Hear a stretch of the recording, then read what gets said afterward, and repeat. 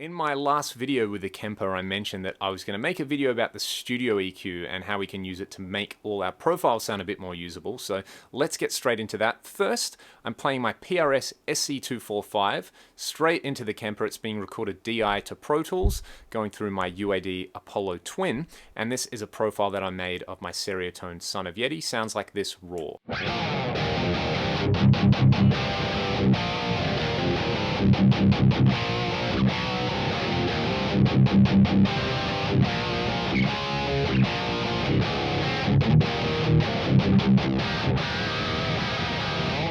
So not too bad, a little bit boomy, a little bit fizzy. Let's do this. We're going to select this X button. So this is after the amp, and we're going to scroll through until we get to the Studio EQ. So we're going to use the Studio EQ at stock settings. First, let's just scroll across until we get to the high and the low cut section. So really simple. What I'm going to do is bring the low cut up to about 80 Hertz and bring the high cut down somewhere between 6.5 and 8K. If I was playing live, I would probably use a lower value with the high cut, but this is what that does. We'll start with the low cut.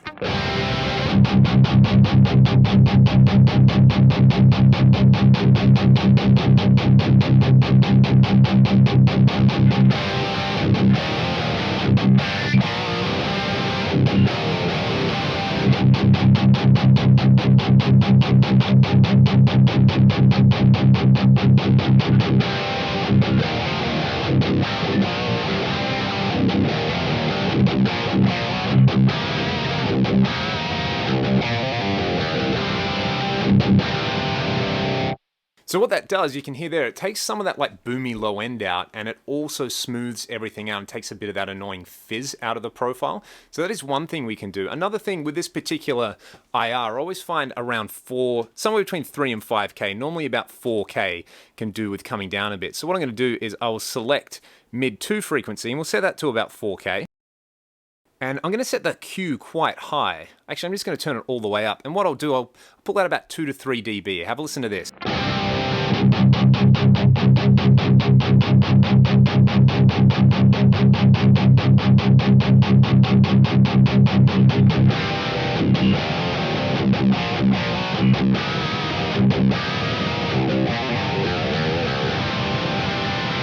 So let's have a listen to it bypass.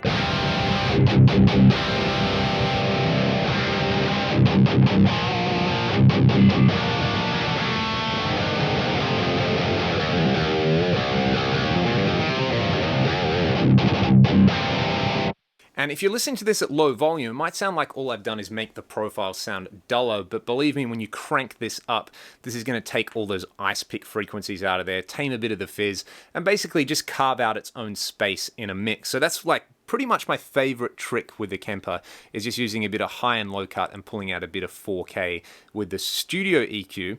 There are obviously some advanced amp controls that we can have a look at as well. So let's do that. There's a couple of, like, if you have a look at power sag and definition and this pick attack. Let's play around with the pick attack for a second.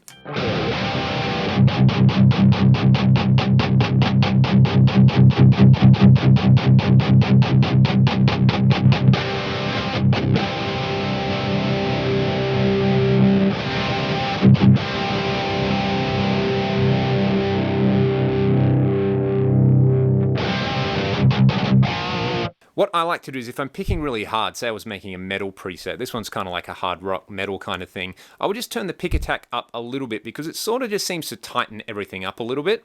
Let's do it at about 1. You do not need a lot of this, believe me.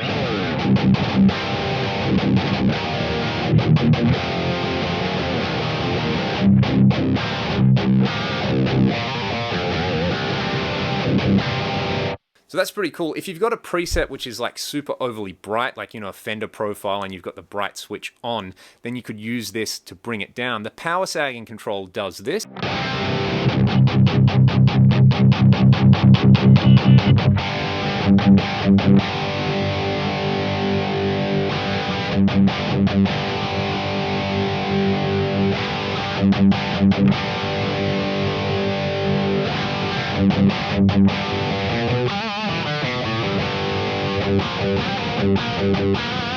It really does change the feel once you get it past about 5. I normally like it between 5 and 7, so that's pretty cool. And then the definition control does this.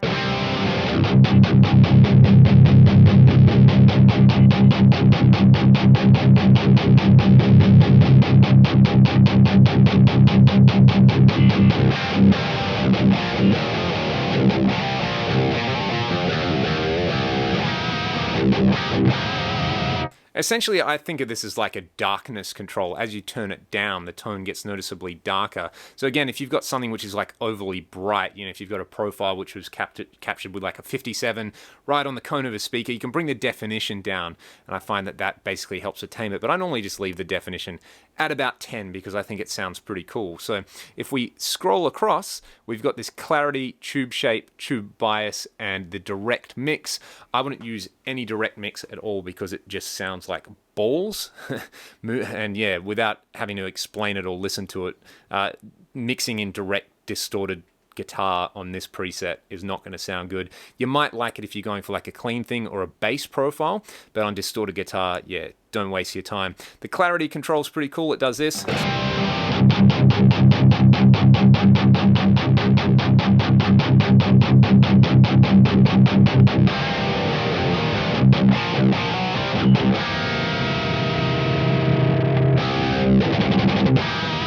It's kind of like the tight control on the amp tweaker tight drive to me. That's a really good alternative to using a tube screamer in front of the amp. It still sort of maintains a character and doesn't add too much like mid-range stuff.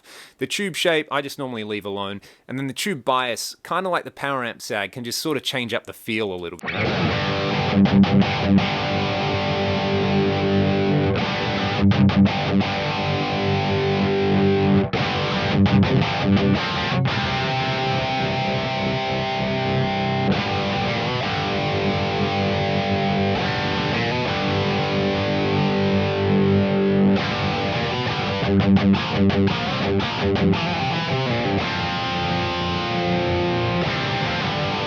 Overdoing that adds a bit too much honk to me though. So yeah, there's one last page here which does absolutely nothing. So they're pretty much my advanced tricks and tips for the Kemper. It's a pretty simple device. There's not a whole lot of advanced tweaking you need to do, but I find those things really help bring a profile to life. Thank you guys so much for watching. Be sure to subscribe if you haven't already, and I'll see you around. Cheers.